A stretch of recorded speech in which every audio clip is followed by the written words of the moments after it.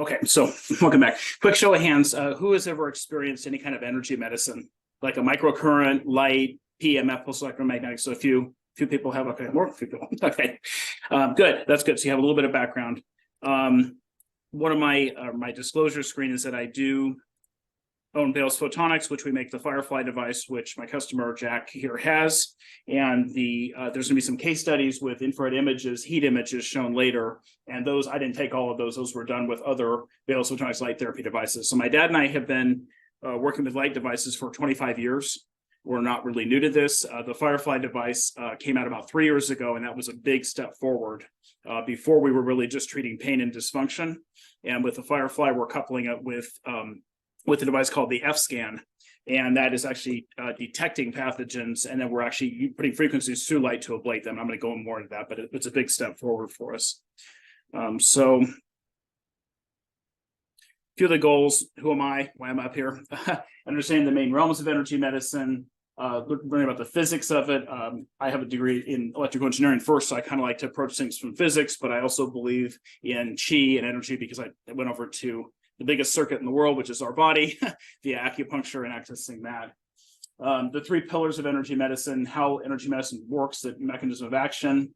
And then I'm going to zoom in a little bit in all of energy medicine on photobiomodulation, or PBM, which is what we're doing with the Firefly and other light therapy devices, and how we're using them for the pathogen ablation. And as I mentioned, we'll have some thermal image case studies at the end. You're kind of neat to watch. I've been working alongside my dad since I was 4, so I'll date myself. That is circa 1983. And my dad actually invented the digital infrared camera in his basement in Lafayette in 1979. Now, thermography was used in World War II. He did not invent thermography. It was the first digital one where they were able to see, and actually was used. He actually worked as a contractor for NASA during the time that Jack's dad was there, NASA Ames over here. And that was before that. That was in the 70s. So we think they might have seen each other a little bit. As I mentioned, electrical engineering to master's and doctorate of acupuncture. It's been an interesting journey that way. I also practiced for about 15 years in Southern California, and I own Bales Photonics now with my dad. And I was at a very large center called Center for New Medicine. It was in Irvine. I don't know if anybody's heard of it, but 30,000 square feet. My boss was Dr. Lear and Keneally. And my claim to fame is The Truth About Cancer and Nathan Crane's Global Cancer Summit. If you haven't seen either, Ty Bollinger did The Truth About Cancer, and he did a really good job. And it's gone on to The Truth About Vaccines, The Truth About This, The Truth About That. So I highly recommend. I'll pitch them. They're very informative. Okay. So I like to give a tip of my hat to a couple of my heroes first, because I would not be standing here, nor would my dad have been doing his stuff without them. They really laid the foreground. So Nikola Tesla came over from Europe in the 1800s, and he was really the first one to document the effect of magnetism on body tissues. I don't know what microscope he had, but he was able to see how magnetism affected cells or other body tissues. He worked with Edison, and it's thought to this day that Edison actually took credit and stole a lot of his ideas. Apparently, his English wasn't really good, and so Edison was kind of like the front man. So who knows who really invented the light bulb, right? If you want to find the secrets of the universe, I can move this screen over. There we go. Think in terms of energy, frequency, and vibration. If you could see everything, every radio wave, every microwave from cell towers to satellites around us, we probably wouldn't even see the visual. We see such a little bit of what's actually going on there. And he was the first one to really mention that. And ironically, or shamingly, his notebooks were either burned or went missing.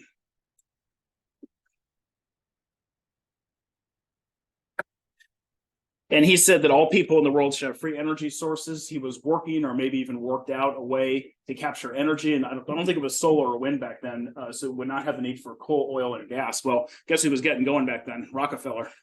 Wonder what he thought about that. The other one is Royal Rife. He was an immigrant, and actually it was a little before that. It was later 20s. He came over, but he really started getting going in the 30s. And he went to where I've been living for 20 years, went to San Diego. Actually, he went to, I think, Maryland first and then San Diego. And he had worked for Carl Zeiss over in Germany, came from there. So his first inventions were microscopes. No one had actually seen pathogens before. Like, what did tuberculosis look like? What did all the diseases of the time look like? So he invented those. And he had the idea of resonance to destroy them. And I'll go in another slide, I'll go a little bit further on that. He announced what he was doing and had a lot of doctors internationally with him. And he was struck down by the newly formed AMA, American Medical Association, because they wanted to buy his technology and probably shelve it, because that's about when the pharmaceutical industry was getting started. So he had 7 of 8 machines. The machines were huge back then, not only the microscopes, but this, and 7, 8 mysteriously burned. Any guesses where the one machine turned up? It shipped it to Hawaii. Turned up in Hawaii, and it probably is in the basement of the White House, or something. They're probably using it for something to help people that they want to help with it.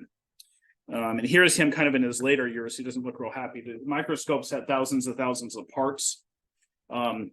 Another aside, and there's a whole 2-hour documentary, which I can share the link, can go out, Jack, on the post one if you want. That's really neat. Really details his all scientifically with 80 some or 100 some references to papers and everything. He's all over the San Diego newspaper. He's all in these medical journals and that.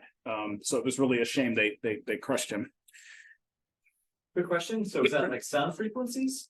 Good. So he was using more RF radio frequency, but what he did, he had big vacuum tubes because the transistor hadn't come out yet. And these big vacuum tubes, he had a place in La Jolla, and the building is still there. And it's interesting to read the documentary because in San Diego, like oh, that was there, that was there, Scripps Ranch.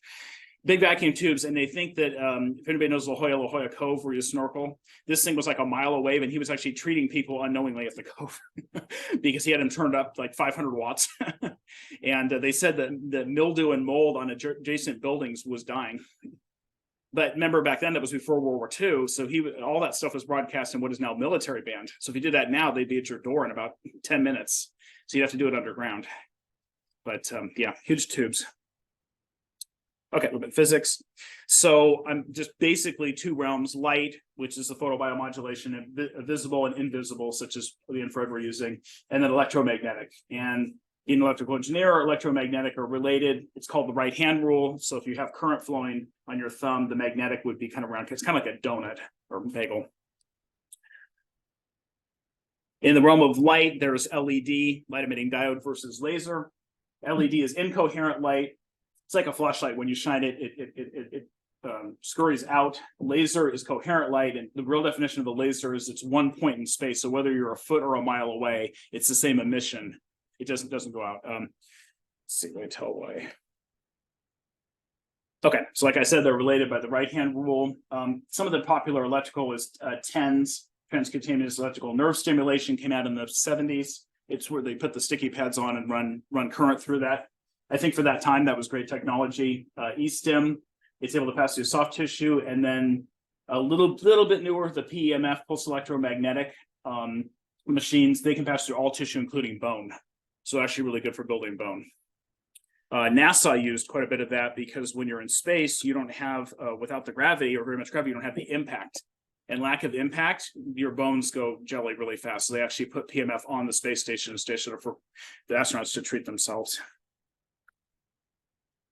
The 3 pillars of energy medicine: pain, which is what I mentioned we've been doing for a long time. So anything from soft tissue, acute or chronic, neuropathies, back pain, chronic regional pain syndrome, which is a nasty one, disc herniations, also neurocognitive decline. So this is where we branched off with our fireflies. We're actually treating multiple sclerosis, Parkinson's, dementia, these nasty neurological diseases now. And it's not just us that's saying it. I'm going to go through some of the research. There's a lot of research going on around the world of people using a lot of other devices, which looks really good too. And then where we're a little bit apart is the pathogen ablation. That thanks to Rife, we're able to ablate pathogens using frequencies. I'm sorry, what is Sure. ablation again? Killing, not being able to destroy them at their resonant frequency. And I'll go through it a little bit more later, but yeah.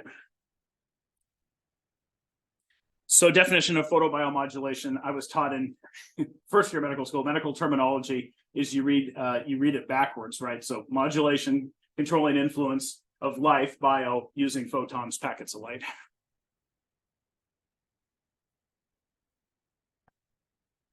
We have actually 8 different wavelengths in our Firefly, but just in general, most photobiomodulation devices have either a blue, red, or infrared.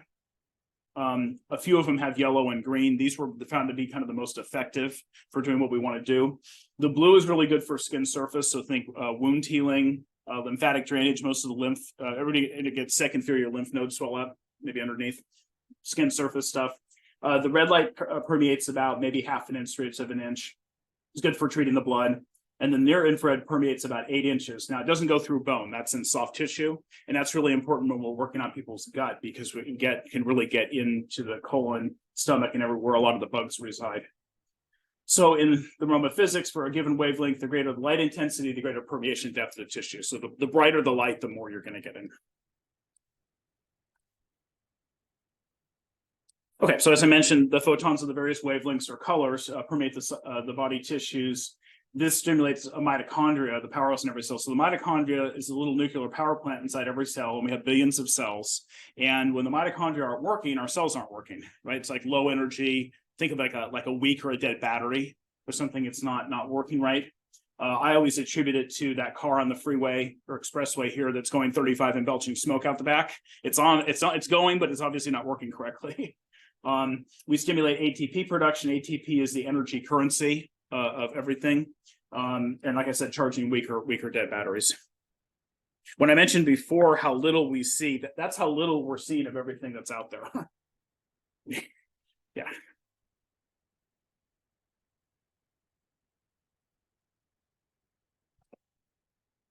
A lot of benefits, not just of the photobiomodulation light, but of energy medicine. Increases vascularity. That's important for healing, build new veins. Collagen production. When we think of collagen, we think, oh, wrinkles and that, but collagen is much more important for just wrinkles. It's also the foundation building block of all of the connective tissue. So that's all the tendons and ligaments in our system.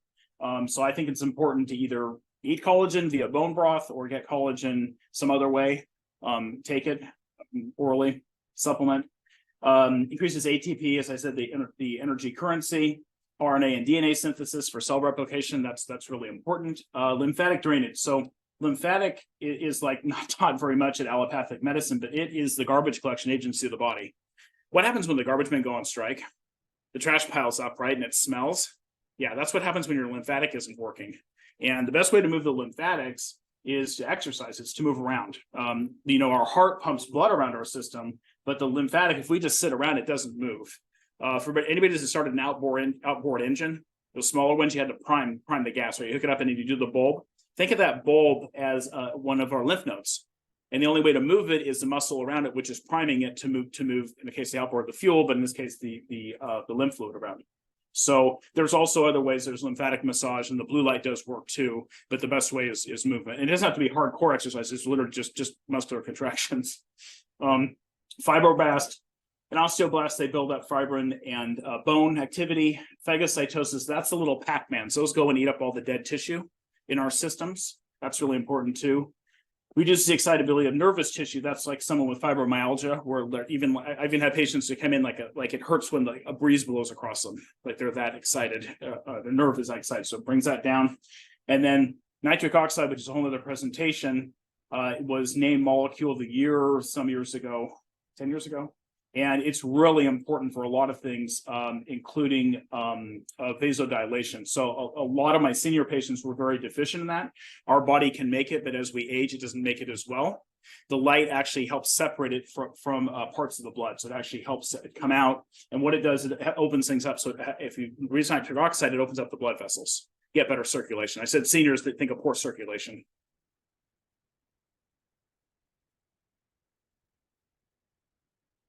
I like to include studies with a lot of this stuff, so a lot of these slides are on here, and I'm very giving with these. I'm happy to post these slides up. I just ask to keep my name on them and don't edit them. But you can take notes if you want to, but we'll get these to you somehow. I usually just post a PDF file.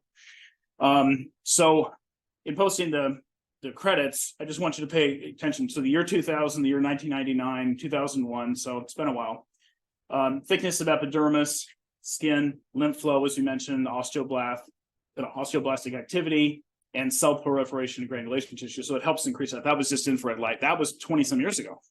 And there's a reason I'm having you note the dates. A couple of contraindications. So light therapy was not in the eyes, because especially at the power levels that we're at, we don't want to burn anybody's retinas. And for the electromagnetic, no pacemakers implanted or medical devices. Now that's probably going to change because the new pacemakers are what they call MRI compliant. And if they can handle an MRI, they will be able to handle lower energy. A little bit in the mechanism of action. So this for the electromagnetic realm, production of electrolytes and ions, those are in chemistry, those are what help the energy or chi in Chinese medicine flow around the body.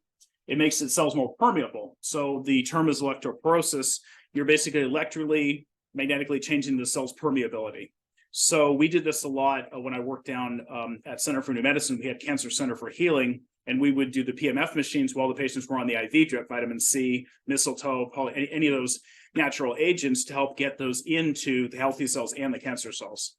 And it's often mistaken. It's great to get stuff in, but unhealthy cells don't expel waste. So it's getting them to exchange and expel the waste like they're supposed to. And this in turn promotes the healing.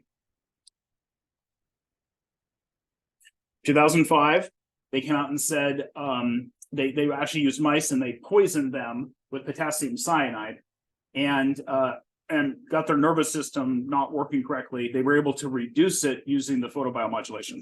So if you think in terms of us, what is neuropathy? Well, diabetic neuropathy is caused from too high blood sugar, chemotherapy neuropathy, chemical exposure, right? So they were trying to recreate that with mice and show that they could actually reverse a toxic load. And 2001, University of Wisconsin, in animals, increased the connective tissue by 140 to 200, epithelial cell growth inside the veins, and with the soldiers, decreased the healing time of wounds and other injuries. So they knew that in 2001. I'm not a cell biologist. I don't expect everybody to understand this well. There's basically, this is the cell wall. It's called the phospholipid bilayer. And the Roman numerals 1, 2, 3, and 4 are different parts. Think Krebs cycle in that.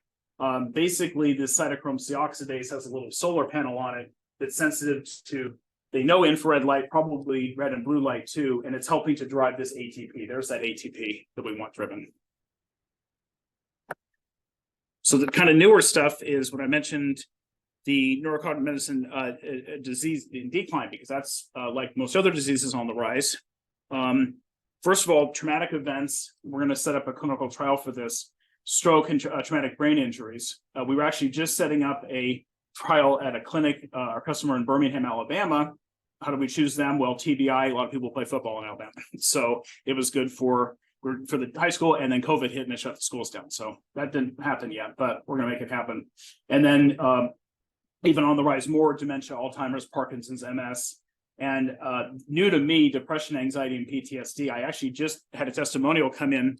I had sold one of our home units to a massage therapist up in Washington State, and they get SAD up there. Well, everybody's SAD, standard American diet, but they get even other SAD, seasonal affect disorder. Okay. And so she would have problems with anxiety and depression, and she found using the light, just our home unit for 10 minutes, she didn't have to take that Xanax. And she didn't buy it for that. So she wrote a testimony. I thought, oh, that's pretty cool. But there has been other, it's not my area of expertise, but there has been other people with other equipment doing that. So okay. I think that we photosynthesize like the plants. They told us that in school, right? That people that live, my dad grew up actually in Anchorage, Alaska, 4 hours of daylight during the winter.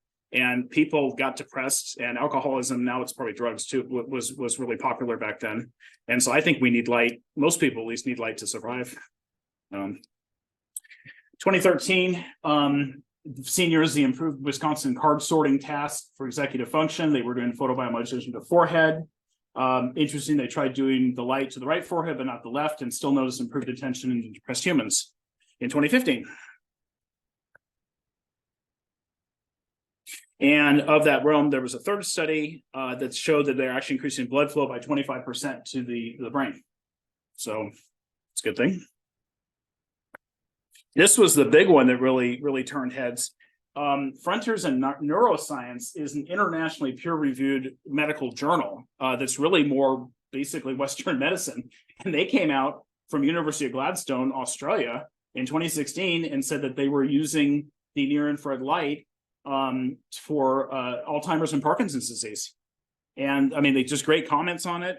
It's amenable in conjunction with other treatments. They can stay on their meds. It slows the neurons from death.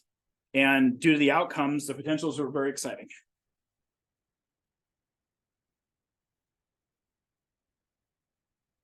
Quiet Mind Foundation is in Pennsylvania, and the headquarters is in England. And they found increased blood flow to the brain, which improved conditions, the neural conditions, TBI, Parkinson's, Alzheimer's, and it benefits, of course, decrease anxiety and stress, less socially withdrawn. And I've even heard this with some of our customers, patients, or clients. I have my husband back. He starts telling jokes again. He hasn't done this in years. He's his old self again. Some of our experiences, our older devices were good, but a lot slower results because they were a lot lower powered. What's unknown to us right now, the MOA, mechanism of action, is why with some people we can bring them in and just their first treatment 15 minutes and they're different, and why other people does it take 5 or 6 times. One could suggest that it's the amount of time they've had the disease. More chronic disease is going to take longer, but it doesn't seem to line up completely like that.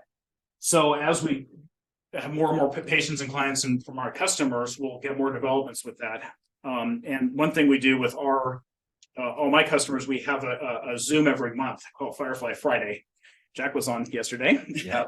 and we discuss what everybody's going on. I usually have 1 or 2 guests on there, either somebody from outside that's talking about like nitric oxide, or somebody that's talking about, hey, I had this success story. So we share into a common knowledge database. I did a little dementia study a couple of years ago in Michigan with Dr. Susan Syed, medical doctor there with a little integrative clinic. And basically, I won't read this whole thing, but we gave 10 treatments total over a month. So roughly 2 treatments a week. And we measured their mini mental score before and then after the treatments were done, and then what's called a washout period, which is after about 3 or 4 more weeks. And when you don't, it was a pilot study, so you don't have a control group, but you can kind of mimic that with a washout. Well, some interesting things happened. We improved the overall mental score by 35% on the tests, but we only improved it by 7% in the treatments.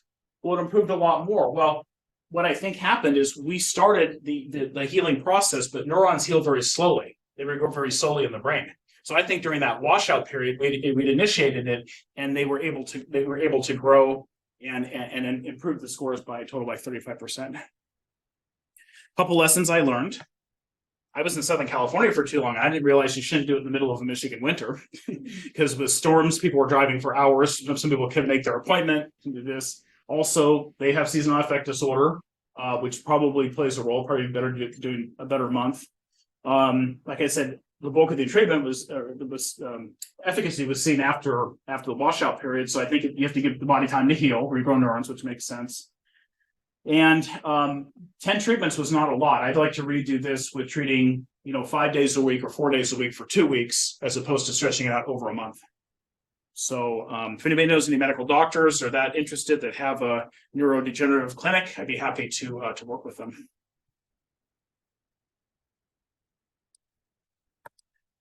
This is just one slide. What I wanted to tell everybody is that all of these studies that I've got here are all available on our government website called PubMed, and it's pubmed.gov is the URL. And so it's not like these are hidden. They're not talked about in Western medicine, but they're very much there. The easy way is to go to pubmed.gov and punch in photobiomodulation, Alzheimer's, photobiomodulation dementia, and you'll get a plethora. There's not been once that I haven't typed in a disease, I've done everything, where something didn't come up. That you were able to see at least the abstract. Maybe you had to pay to get the whole paper, but get the abstract of it. So if you're curious about the energy medicines, you can type in pulse electromagnetic or electrostimulation, low back pain. If you're curious about what the efficacy or who's done what data, that's a great resource and it's free.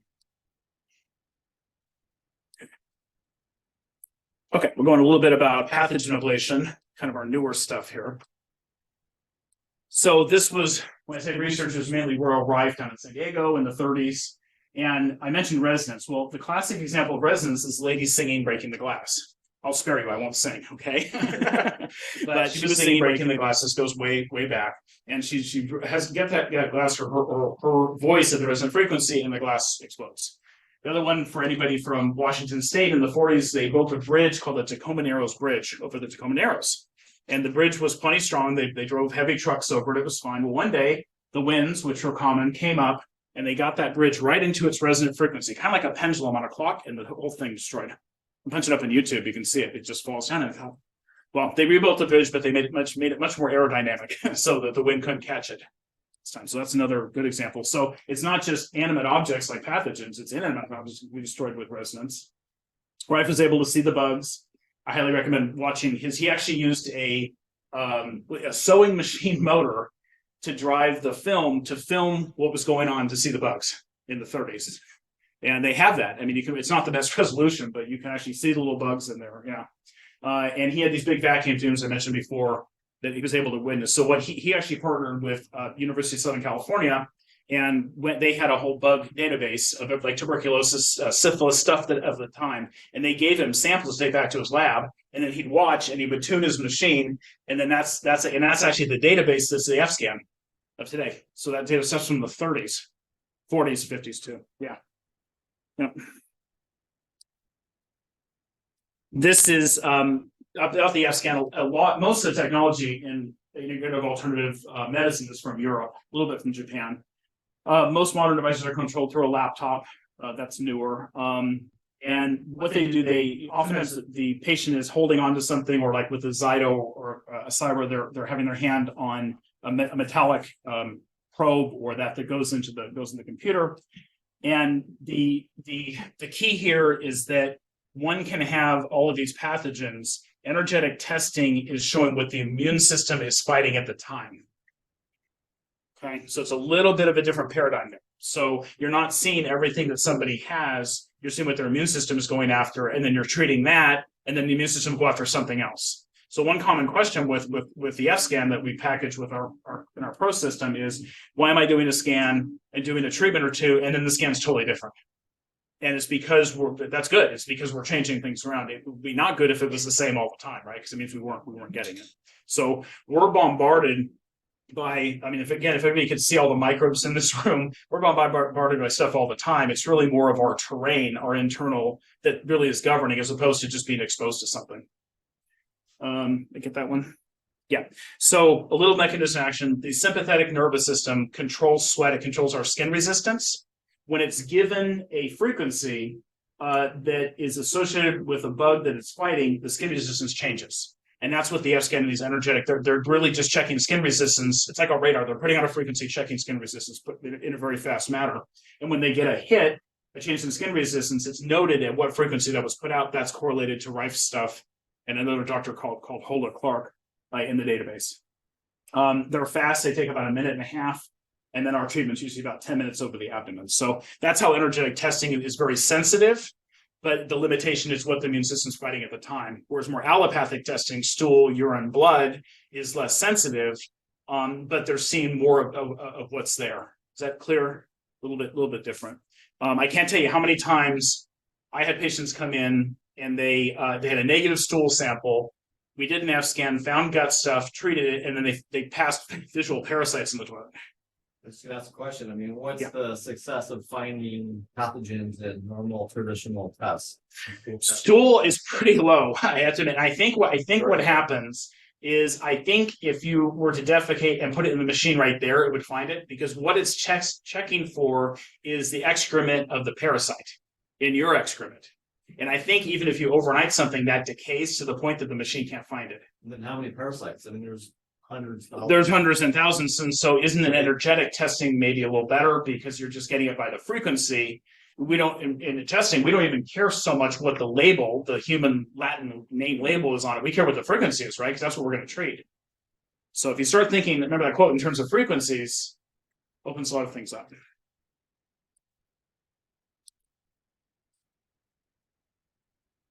Now, patients energetically tested, like with the F-scan. We usually do 3 of our PBM treatments within a week. They can always be re-F-scanned. As I said, you treat something and then the scan's different. It's like peeling layers of the proverbial onion that is chronic disease. And sometimes we treat patients and their symptomology doesn't get better, but we do get rid of stuff that shouldn't be there. So I consider that kind of a win. Maybe stuff that would cause them to be sick later. This was an interesting one. So a little bit more recent, 2020, out of Belgium. And they went in and with physics and actually showed through a lot of physics equations that went way over my head that Reich was right with his idea of resonance. And they actually wrote it more for coronavirus, the virus, but they do say that it would work for bacteria and that. So again, this I have this. It's in probably Google Scholar or any of those. We'll distribute this. We punch it up and have somebody read it. Whenever somebody came in and challenged my thinking at the center, I'd send them home with this paper. And it's funny. Usually it was the guys. I never heard from them. So good thing to share with physicists and people who think maybe what we're doing is crazy. Good news about being frequency specific is that we can avoid killing the good bugs. So we have billions, we have more good bacteria than we have human cells. We're more alien than we are human at this point. And we don't want to destroy the good bacteria because that's what's helping us digest our food and a whole bunch of other stuff. So the scientists could see these tiny ovoid particles. Very interesting. And this is theoretical, but I think he's probably right. These ovoid particles could then morph to become bacteria or fungi. Pretty sci-fi, right? They could do this. So they're like a stem cell, and then whatever they were put near, they could become part of that and morph around. So he had a concept of these pre-bacteria that morph into other things. And again, that's in that documentary. Oh, it's also mentioned in the paper that I just talked about too. Okay. Lastly, going to go through a couple of case studies. So these were more from before we were doing pathogen ablation and neurocog. These are just some of the things we were showing. Neuropathies were always really common with the rise of diabetes. So the funky pictures, that's the top of someone's feet in the upper left, the bottom of someone's feet in the right, and then this before and after treatment. And all those crazy circles and numbers are degrees Celsius. So we're showing the temperature increases. And from the top, it's about a 6 degrees. So look at how their feet, near the toes, was as cold as the carpet or the ground. And the bottom of the feet too, and then increase the circulation. So we're just proving what we're doing, basically.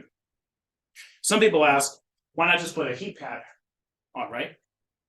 Heat pad works, it'll warm them up, but then as soon as you take the heat pad away, it'll go back to that state, whereas ours stays stimulated for about 12 hours, which gives the body time to heal.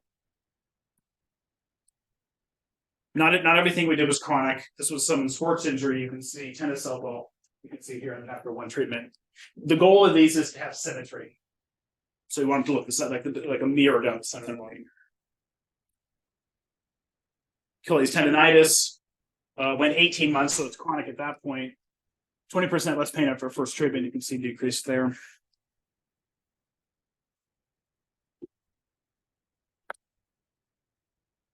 Cervical disc headache, you can see their neck is on fire. Still has some work to do over here, kind of on the left-hand side. The other neat thing with the imaging is that you can pinpoint. Before, when we had such low power, we had the BB gun, and now we have a cannon. You needed to know exactly where to point it. And now, while the thermography is great to show, we don't need that. We can just treat someone's neck and kind of treat the whole thing.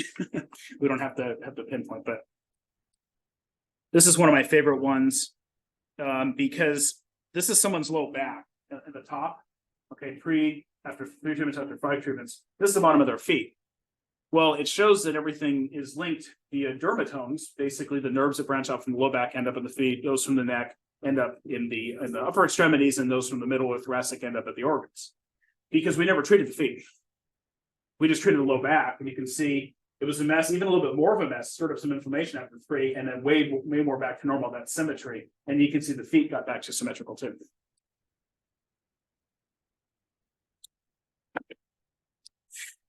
They used to call it reflex sympathetic dystrophy. Now they call it CRPS, chronic regional pain syndrome. And it's usually the result of someone being in a cast. So in Chinese medicine, stagnation is when the qi doesn't flow around. You're in and I'm not against casts necessarily. Now it's better because they have the air cast, so you can actually take off and kind of move a little bit. But before, with a hard cast, it was different. And the disease process was actually to run hotter than normal for about 6 months, and then it goes to cold, where it's a lot harder to fix. So this is just showing we were able to warm up their extremity. Also, in Chinese medicine, purple or violet is the color of stagnation, like a piece of uncooked red meat, and that's what people's limbs usually look like when they come in. One just visual, one acne. specifically with the blue light, you can see after 15 days. I think most of the acne and skin stuff comes from the gut. So I would always focus there, but there's a few things like poison oak or chemical exposure. Obviously, it's local. Okay, so summary. The question on the herniated disc, does it actually help the tissue repair itself? It does. You have to get the pressure off the disc though too. So mechanically, you have to build up your paraspinal muscles, and a good chiropractor can help you do that, or maybe osteopath. Yeah. So there's plenty of research. You can see this is just a sliver of what I showed you, what's on PubMed. It's safe, effective, and affordable. It can be used on a global scale in developing countries, and there's few side effects when administered properly. So why isn't it everywhere? Pharmaceuticals run most everything. They're pretty colors, though, aren't they? Gotta give them that. So most physicians, as people in this room know, are educated in the pharmacological realm. That happened actually back with Rockefeller. If you read actually the first episode of The Truth About Cancer, it talks about Rockefeller. Kind of interesting that the symbol for prescription is RX, isn't it? He worked with Mellon, Carnegie Mellon, and he had a system called efficient philanthropy, and that is give $1 out there and have it come back with another $1. So he basically bought up all the medical schools, which weren't that great at that time. To be honest, they weren't. Most of the good doctors were educated in Europe, and basically said, "You're going to teach this. I'm teaching the whole curriculum," and that's when the whole thing went south. But if you watch that first episode or read the book, you'll see it. And the evidence is all around. They didn't hide it. There's very little teaching on a diet or lifestyle or lymph, as I mentioned before. And this is getting better now because more and more, I think, physicians are seeing the light. They're ostracized for their peers who are trying to do something else. And it's interesting, you hear about, how many people died of COVID and all this, but there's 93,000 drug overdoses in 2020 in this country alone. That wasn't on CNN.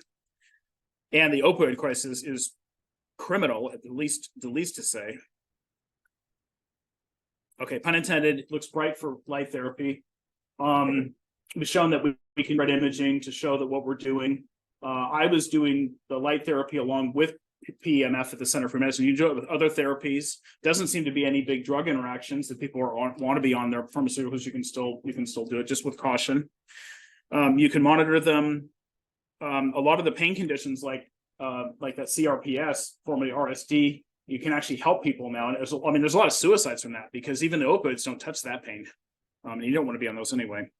And it's looking like we can reverse cognitive decline, and the pathogen ablation is also promising. All right, that is enough. That's my parents' rescue tuxedo cat Minnie, and then that's not their dog. Somebody else. That's the old biophoton. Somebody wanted to treat their dog, get the vertebral artery, get that one. So she was treating him. Glasses on. Any questions? I know it's a lot in a short time. All right. Well, thank you for everyone in attendance. This concludes our meeting. We'll be doing free pain sessions for everyone that's out, that's here in person. And remember to do something kind for a stranger and create your own good vibrations. This is Jack G. Thanks for tuning in to our special event. Many blessings and good day.